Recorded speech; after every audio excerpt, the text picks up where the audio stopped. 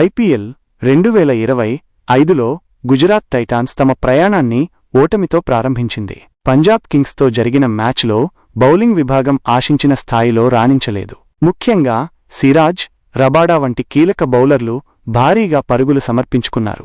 ఈ నేపథ్యంలో ముంబై ఇండియన్స్తో జరిగే మ్యాచ్లో గుజరాత్ బౌలింగ్ లైనప్లో మార్పులు చోటు చేసుకునే అవకాశం ఉంది.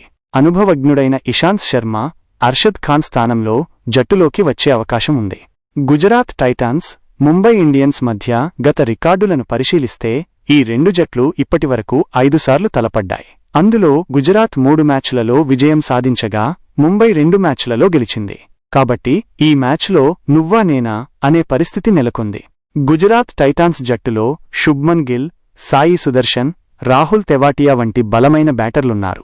అయితే బౌలింగ్ విభాగం రాణిస్తేనే జట్టు విజయావకాశాలు మెరుగుపడతాయి. ముంబై ఇండియన్స్ జట్టులో రోహిత్ శర్మ, సూర్యకుమార్ యాదవ్, హార్దిక్ పాండ్యా వంటి స్టార్ ఆటగాళ్లు ఉన్నారు.